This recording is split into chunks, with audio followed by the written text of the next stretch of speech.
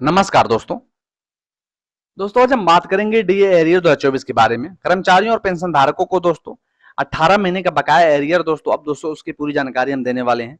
केंद्रीय कर्मचारियों एवं पेंशन भोगियों को भारत सरकार की ओर से आने वाले समय में तोहफा दिया जा सकता है। आप केंद्रीय कर्मचारी हैं या पेंशन भोगी हैं तो आपको सरकार की ओर से उपहार मिलने वाला है। जैसा कि आपको पता होगा कि सरकार की ओर से डीए भुगतान 18 महीने एरियर रुका हुआ था, एवं महंगाई भत्ता जल्द भी वापस दिया जा सकता है। और यह डीए एरियर जब कर्मचारियों को प्रदान किया जाएगा तो उनकी आर्थिक स्थिति में सुधार हो जाएगा।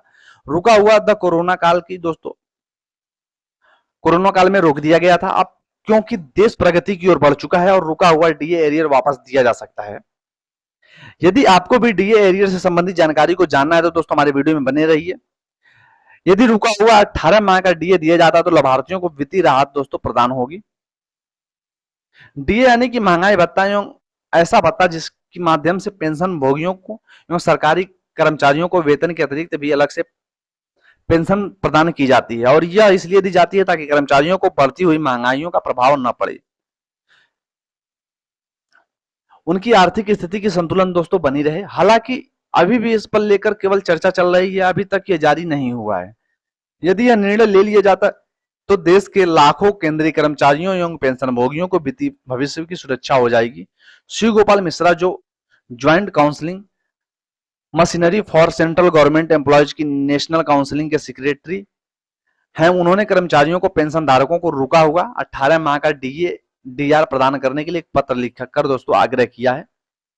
बकाया भत्ता की जानकारी। केंद्रीय कर्मचारियों की लगातार मांग की जा रही है कि उनकी रुकी हुई पेंशन को प्रदान किया जाए, जिसको लेकर प्रधानमंत्री इस पर विचार कर सकते हैं। उनके अलावा हम आपको बता देना चाहते हैं कि यह पेंशन राशि वापस दी जाएगी या नहीं, इसका फैसला सत्र 2024 बजट पेश होने के बाद ही पता लगेगा। आपको यह भी बता दें कि केंद्रीय कर्मचारियों का लेवल एक का है। डीए एरियर 11,880 रुपए से लेकर 37,3,754 रुपए तक होता है। यह इसके अलावा लेवल 13 के अंतर्गत 7th पे बेसिक पे स्केल 1,23,100 रुपए से 2,15,900 रुपए तक होगा। वहीं अगर लेवल 14 के तहत बात की जाए तो राशि कैलकुलेशन की जाए तो कर्मचारियों को 1,44,200 रुपए से लेकर 2,18,200 रुपए तक की हो जाएगी। यदि यह पैसा सरकार के द्वारा वापस कर दिया जाएगा तो इससे उनकी आर्थिक स्थिति में सुधार होगा। कोरोना काल में डीए वो रुका था।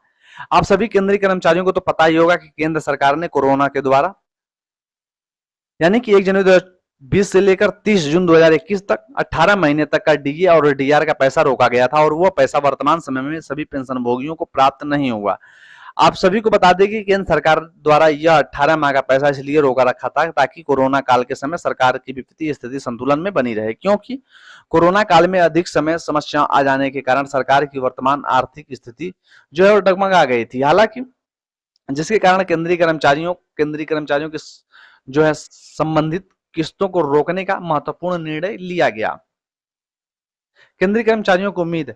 अगर हम बात करें कि केंद्रीय कर्मचारियों की सरकार से क्या उम्मीद है तो हम आपको बता दें कि केंद्रीय कर्मचारियों को एरियर से बड़ी कोई उम्मीद नहीं होगी, क्योंकि कर्मचारियों को एरियर का भुगतान करने के बाद उन्हें बढ़ती हुई महंगाई से राहत का प्रदान होगी एवं उनकी आर्थिक स्थिति मौजूदा हो जाएगी एवं राशि उनका उपयोग अपने दैनिक खर्चों को पूरा करने के लिए करेंगे। अन्य कार्यों के लिए इस पूंजी का उपयोग कर सकते हैं। वर्तमान में सरकार की स्थिति क्या है? जैसे आप सभी को पता होगा कि भारत सरकार, हमारा देश आज नई नई ऊंचाइयों तक पहुंच चुका है, जिसका परिणाम है कि आज भारत की आर्थिक स्थिति बहुत बेहतर हो गई है एवं जीडीपी एकत्रीकरण भी बहुत अच्छा हुआ है। और जब देश